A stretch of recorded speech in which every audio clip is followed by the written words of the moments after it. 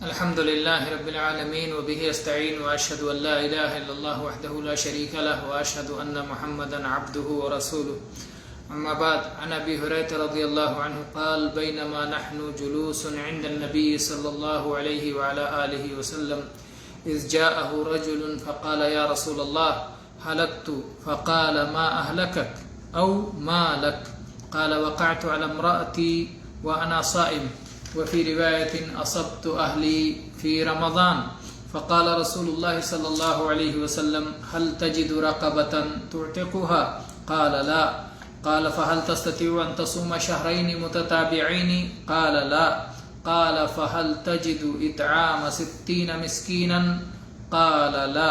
قال: فسكت النبي صلى الله عليه وسلم. فبينما نحن على ذلك إذ أتي النبي صلى الله عليه وسلم بعرق فيه تمر والعرق المكتل. قال: أين السائل؟ قال: أنا. قال: خذ هذا فتصدق به. فقال: أعلى أفقر مني يا رسول الله؟ فوالله ما بين لابتيها يريد الحرتين أهل بيت أفقر من أهل بيتي. فضحك النبي صلى الله عليه وعلى آله وسلم حتى بدت أنيابه ثم قال: أطعمه أهلك.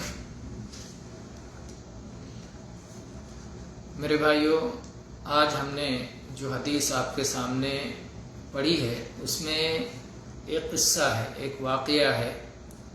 ابو ہریرہ رضی اللہ عنہ بیان کرتے ہیں کہ اسی دوران کہ ہم یعنی صحابہ کرام رضی اللہ عنہم اجمعین نبی کریم صلی اللہ علیہ وسلم کی مجلس میں بیٹھے ہوئے تھے، ایک شخص آیا اور اس نے اللہ کے رسول صلی اللہ علیہ وسلم کو مخاطب کیا اور کہا: میں تو برباد ہو گیا، میں تو تباہ ہو گیا، میں تو ہلاک ہو گیا۔ ڈرا ہوا، گھبرایا ہوا، پریشان اللہ کے نبی صلی اللہ علیہ وسلم کی خدمت میں حاضر ہوا۔ آپ نے پوچھا: تمہاری بربادی کی وجہ کیا ہے؟ تمہیں کیا ہو گیا؟ کیا بات ہے؟ کس چیز نے تمہیں برباد کر دیا؟ اس نے جواب میں کہا کہ میں نے اپنی بیوی سے ہم بستری کر لی جبکہ میں حالت صوم میں تھا، یا ایک حدیث کے الفاظ کے مطابق میں نے رمضان کے دن میں اپنی بیوی سے جمع کر لیا۔ تو اللہ کے رسول صلی اللہ علیہ وسلم نے اس سے پوچھا: کیا تم کسی غلام کے مالک ہو جسے آزاد کر دو؟ یعنی اس گناہ کے کفارے میں، یہ گناہ تمہاری ہلاکت کا باعث ہے، ٹھیک ہے بڑا گناہ ہے، لیکن اس کا کفارہ ہے، ہر مشکل کا کوئی حل ہے۔ تو اگر تمہارے پاس کوئی غلام ہے تو اس کے بدلے میں اسے آزاد کر دو۔ اس نے کہا: نہیں، میرے پاس کوئی غلام نہیں ہے۔ پھر آپ نے کہا: کیا تم پے در پے مسلسل 2 مہینے صوم رکھ سکتے ہو؟ یہ اس کا کفارہ ہو جائے گا۔ تو اس شخص نے کہا: نہیں، یہ بھی نہیں کر سکتا، اس لیے صوم ہی کی بنا پر تو ایسا ہوا ہے۔ گویا کوئی ایسی بیماری تھی جس کی وجہ سے اپنے آپ پر قابو رکھنا ہم بستری کے معاملے میں ان صحابی کو دشوار تھا۔ تو انہوں نے کہا کہ اللہ کے نبی صلی اللہ علیہ وسلم، یہ بھی میرے لیے آسان نہیں ہے۔ تو پھر پوچھا: کیا 60 مسکینوں کو، 60 غریبوں کو کھانا کھلا سکتے ہو؟ اس نے کہا: نہیں۔ آپ صلی اللہ علیہ وسلم نے اس صحابی کو 3 اختیار دیے اور تینوں کی ان کے اندر طاقت نہیں تھی۔ اس کے بعد اللہ کے نبی صلی اللہ علیہ وسلم نے سکوت فرمایا، خاموشی اختیار کی۔ اسی دوران ایسا ہوا کہ نبی کریم صلی اللہ علیہ وسلم کے پاس ایک زنبیل بھر کر کھجوریں لائی گئیں اور آپ کو ہبہ کیا گیا، عطیہ دیا گیا۔ اللہ کے نبی صلی اللہ علیہ وسلم نے پوچھا کہ ابھی وہ سوال کرنے والا، فتویٰ پوچھنے والا بندہ کہاں ہے جو ابھی سوال کر رہا تھا؟ اس شخص نے کہا: میں ہوں اللہ کے رسول، میں۔ آپ نے کہا: یہ لے لو اور جاؤ اسے صدقہ کر دو۔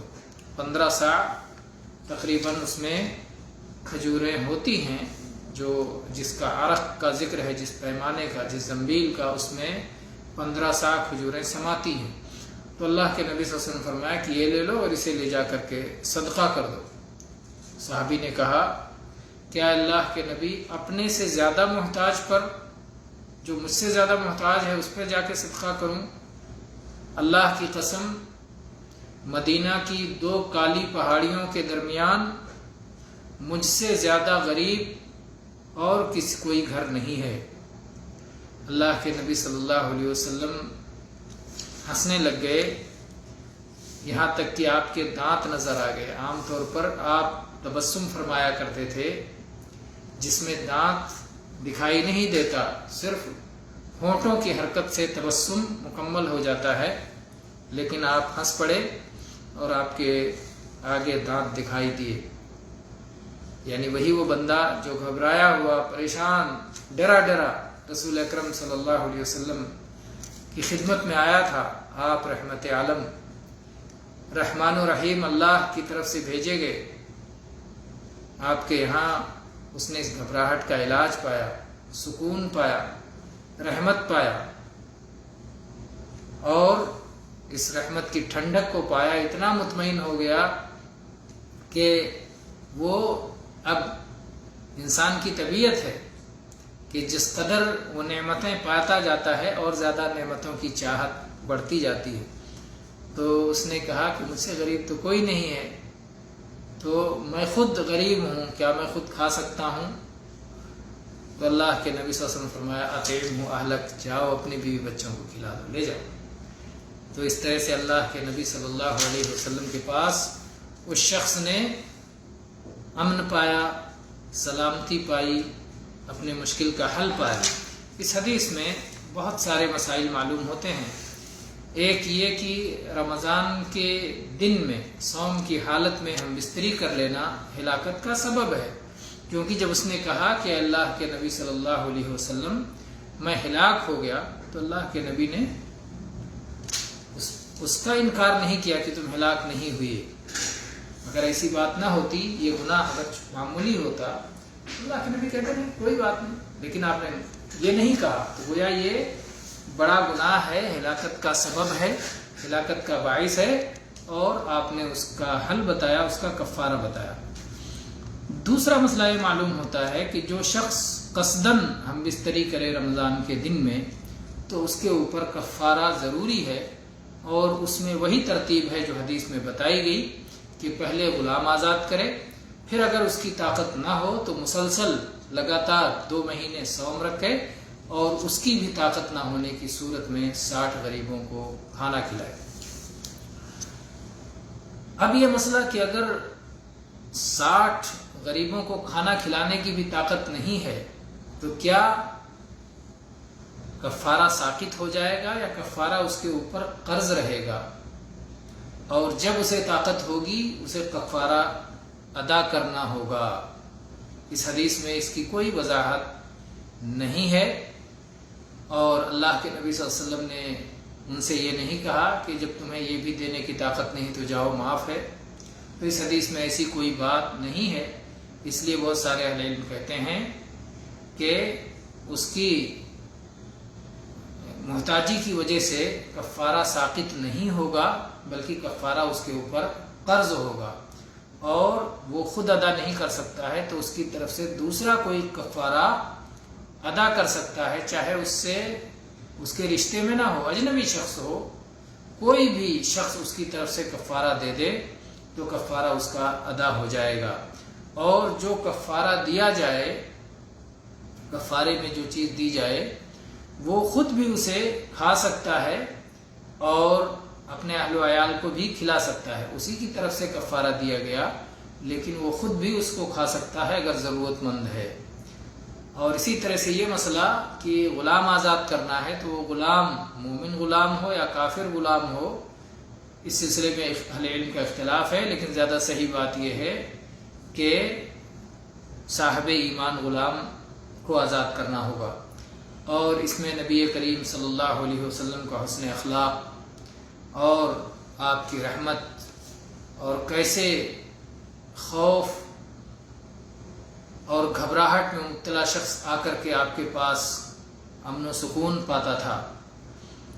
اسی طرح سے اس سے یہ بات بھی معلوم ہوتی ہے کہ اگر کوئی شخص ایسا گناہ کر لے جس میں کوئی سزا مقرر نہیں ہے شریعت میں، اور وہ شرمندہ ہو کر آئے، توبہ کرتا ہوا آئے، تو پھر اس کی کوئی غیر مقرر سزا تعزیر نہیں کی جائے گی. یعنی تعزیر میں حاکم کی ثوابدید پر ہے کہ جو چاہے اسے سزا دے دے، اور حد ہے شرعی طور پر مقرر ہے، تو اس کی تعزیر بھی نہیں کی جائے گی اگر کوئی ایسا گناہ ہے جس کی حد مقرر نہیں ہے. تو وہ خود توبہ کرتے ہوئے آیا ہے، نادم ہو کر آیا ہے، تو اس کی تعزیر نہیں کی جائے گی. واللہ تعالی عالم. الحمدللہ رب العالمین، وصلی اللہ علی نبینا وسلم.